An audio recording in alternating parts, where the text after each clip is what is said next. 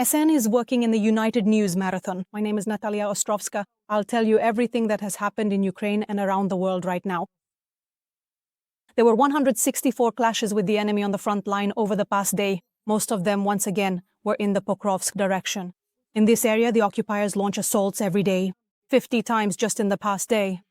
The Russians are shelling along the entire front line, dropping aerial bombs from the sky with missiles. They shelled our defenders' positions more than 4,000 times and launched over 6,000 drones in a single day. The invaders tried to attack positions in the Lyman sector 16 times, 18 times in the Kostiantynivka area, and about 20 times near Huliai Pole. They are also actively trying to break through the defense in both the Oleksandrivka and Slovyansk directions. However, wherever the occupiers try to break through, the Ukrainian armed forces meet them without ceremony. In the urban areas of Pokrovsk, our soldiers are clearing out Russian forces. They have also driven them out of areas in the Dnipropetrovsk region. And in this same Pokrovsk direction alone, more than 100 occupiers have been eliminated. And TSN correspondent Yulia Kirienko is in Donetsk region, having just returned from the line of combat. Yulia, welcome. Thank you for joining the broadcast. We know that you are near Pokrovsk. Tell us about the situation there and how our military assess it. Congratulations, Natalka. I really am now. He is here. Still in the unit of the 82nd Brigade, which was transferred just to fight in Pokrovsk from the Dobropol direction. You see their symbol behind me today. We saw our guys clearing the northern outskirts. Pokrovskaya. I would like to note that information has emerged that our troops have left the dry ravine of Lysivka in order to improve your line of demarcation. And I really confirm this. This information is true. They withdrew in order to protect our infantry, since the Russians continue to amass forces in Pokrovsk, and indeed there are quite a lot of them. Just one battalion of the 82nd Brigade, after several weeks, over 3 weeks of being here, has already been depleted. Nearly 500 Russians were eliminated, maybe even a bit more. However, the occupiers continue to advance on the city. I want to note that every day there are very serious combat clashes. Today, we saw an attempt by assault troops to break through to the industrial zone. Our troops destroyed these assault troops, of course, absolutely successfully. But indeed, the situation is quite tense. The Russians continue their attempts to cut off Western logistics in Pokrovsk. Well, and of course, our troops are trying to expand the logistical routes, and they say that for the infantry, in order to enter Pokrovsk, and for our assault troops as well, sometimes it takes up to 2 days because the situation is quite difficult. Indeed, all these kilometers have to be covered on foot, and that's more than 10 kilometers just to keep going. To defend the city. In fact, the situation in both Pokrovsk and Myrngrad is quite difficult, but I want to dispel the remarks of some experts on social media claiming that Pokrovsk has fallen. Just the other day, I read a lot of such information on social media that Pokrovsk has once again been captured by the Russians yet again. This is absolutely false information. Our forces continue to resist the enemy there. Our forces. There are some successes we cannot speak about openly yet, but the time will come. Official sources will report about this. But I really want to assure you that the fight in the city and for the city is ongoing. Our soldiers, in particular the paratroopers of the 82nd and 25th Airborne Brigades, are trying to push the enemy out of there and save this city. So that's the information for now. Of course, I'll share more details in our upcoming broadcast since the situation with communication is very difficult. Right now I'm here on Starlink, but to upload our video materials, we need a bit more connectivity. And right now in Kramatorsk, especially where we are, there's absolutely no electricity, since the Russians struck the substation again yesterday, so that's making things a bit more difficult. But in the next broadcasts, you'll see more information about how our soldiers are standing up to the Russians, and I want to reassure you once again that our forces are present in Pokrovsk. We need to believe in the armed forces, support them, and not read news from unofficial sources claiming that Pokrovsk has fallen. Thank you, Yulia. We look forward to your reports in the next TCH broadcasts from Ukrainian Donetsk region. She was in direct contact with us. Yulia Kirienko, we continue. Volodymyr Zelensky is currently holding talks with British, French, and German leaders in London. Before that, a video appeared of the leaders arriving at Downing Street. The first to arrive at the UK Prime Minister's residence was Friedrich Merz, then Emmanuel Macron, and the last to arrive was the President of Ukraine. He was met at the airport by Ambassador Valery Zaluzhny and at Downing Street by Keir Starmer. He personally came out to greet all the guests and shook their hands. The politicians refrained from making any comments. For journalists, it was the press cat Larry who drew attention, sitting on the porch as Volodymyr Zelensky approached. The leaders have planned joint talks, as well as a video call with other European leaders and the leadership of the EU and NATO. and later in the evening Zelensky will fly to Brussels. There he has scheduled meetings with NATO Secretary General Mark Rutte, President of the European Council Antonio Costa, and European Commission President Ursula von der Leyen. On Tuesday, the Ukrainian president is expected in Rome. All current discussions are focused on a peaceful resolution to the war in Ukraine. And in an interview with Bloomberg, Zelensky previously stated that currently the positions of Ukraine, the US, and Russia regarding Donbas differ greatly. According to him, a number of important issues need to be discussed. And Kyiv insists on a separate agreement for security guarantees from Western allies, primarily the United States.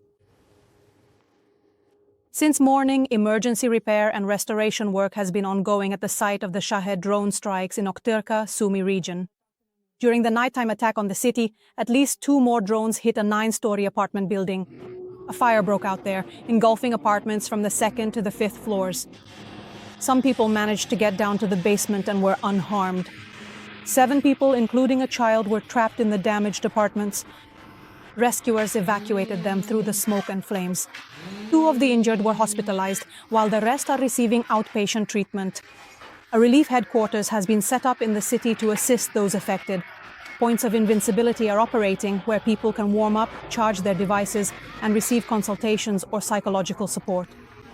There, police and local authorities are also accepting applications regarding destroyed or damaged property. Apartment inspections are ongoing. According to preliminary data, as a result of the overnight attack, in addition to the apartment building, a medical facility was also damaged. A post office, private houses, and about a dozen cars were also affected. All the consequences of the enemy strike are still being clarified. In Fastiv, the railway station damaged by enemy shelling will be completely dismantled and a new one will be built. This was reported by the city mayor, Mikhailo Natyazhuk. While construction is underway, a temporary modular structure will be installed on the platform. For now, a tent has been set up there for passengers. Despite the fact that the station was completely destroyed by a Russian attack, Ukrzaliznytsia has already restored train service through Fastiv. Long-distance passenger trains have already started running. The next step is to partially restore the operation of suburban electric trains. Last night, there was indeed yet another Russian attack. Both residential buildings and industrial facilities were affected. In fact, Fastiv itself has been suffering from such strikes for several weeks now. During this time, the mayor says, both civilian infrastructure and critical infrastructure have been damaged here. Educational institutions, medical facilities, and of course private homes have all been affected. Some of them have already been restored. They are also helping people to install windows or replace roofs as much as possible. In some cases with the help of city and regional budgets, in others with the help of sponsors. First and foremost, these are broken windows, doors, and in some cases damaged roofs. And quite a significant number of residents of Hostomel have applied for help, having suffered damage both to civilian and industrial infrastructure intended for civilian use. Therefore, as of today, the situation remains under control. But the worst and most difficult moment was in fact these attacks that took place over the last 3 days. You can see the train station and there's really nothing more to comment on here. The enemy attacked with Shahed drones. They inflicted significant damage both to the station building itself and to the depot. Fortunately, no one was injured, but the building itself is currently destroyed. I'd like to share a direct statement from the city mayor so you can understand the current situation here. Ukrzaliznytsia has already restored train traffic through Fastiv station, and suburban electric trains are running again. With the support and decision of the chairman of Ukrzaliznytsia, Alexander Pertskovsky, the Fastiv station building will be dismantled. A new station building is planned to be constructed in its place. Currently, there are heating points operating for passengers at Fastiv station, and the city is not stopping. The city is alive. The mayor mentioned the heating point. This is essentially a tent station that was set up here so that Fastiv 1 could continue operating without interruption. People can warm up here, charge their phones, and get information about train schedules, which are currently running a bit differently than usual. Also, if needed, children can stay here. And in fact, the station is trying to live its normal life. We managed to talk to the station manager, Natalia Timoshenko, who has been working here for 25 years. She told us that on the night of the first strike, from Friday to Saturday, she rushed over here. She herself, along with her colleagues and the people who were at the station, stayed in the shelter and counted everyone, because the most important task at that moment was to make sure that everyone was alive and unharmed. Of course, the scale of the damage is quite significant, but even under such circumstances, the operation of the station and in general railway connections in the city were restored. They helped to restore the entire train service. Already on Saturday, the track workers, communication specialists and electricians, thanks to them, the movement did not stop. Everything is running with a slight delay, but everything is running. These are only temporary inconveniences. We are doing our best, trying to catch up as quickly as possible so that everything runs according to schedule. Our station? The train announcement system at the station has already been updated. This will help passengers understand when and which train will arrive at the station. Also, today by the end of the day, they promise to restore the operation of the ticket offices. At the same time, the station reminds everyone to take care of their own safety. After all, the threat to the city is still present, so passengers are asked to respond to all alarms and, if necessary, go down to the shelter. Because life is the most important thing. Alexander Romaniuk, Timofey Kości, TSN1+ Marathon. United News. The Russians attacked Zaporizhzhia from the air. Several strikes were carried out on the city's industrial infrastructure. There are already 13 wounded. The condition of 4 of them is serious. In at least 5 neighboring apartment buildings, windows and balconies were shattered. Another shell as well exploded in Vilnyansk. There, according to preliminary information, 2 people were injured, 4 killed and 3 wounded in Donetsk region. The enemy terrorized Zhushkivka with FPV drones. 2 men were killed, 2 others injured.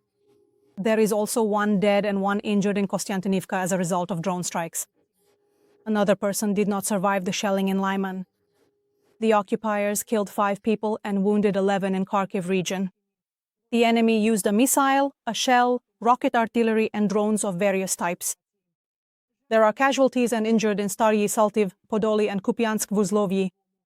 1 person was killed and 5 were wounded in the Dnipropetrovsk region. In the Pavlohrad district, 3 adults and a teenager were taken to the hospital. A 13-year-old girl was injured in the Nikopol district, and in the Kryvyi district, doctors were unable to save a man wounded by a drone. The occupiers struck residential neighborhoods in Kherson.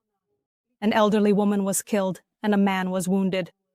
At night, another city resident was injured in the regional building. The day before, 2 people suffered concussions and blast injuries. Emergency workers were extinguishing fires under repeated strikes. 3 people were wounded in Chernihiv. In the middle of the city, the Russians also launched drones. An apartment building, a kindergarten, shops and cars were damaged. A gas pipeline caught fire.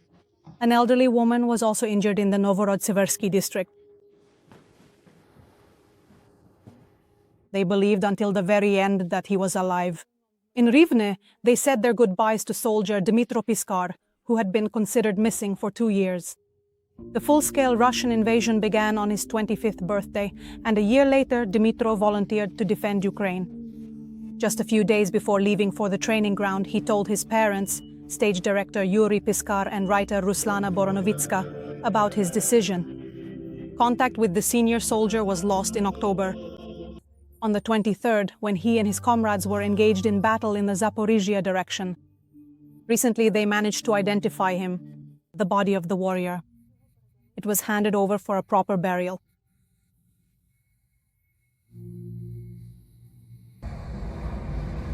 On the day the war began, he turned 25. He had many plans, hopes and dreams.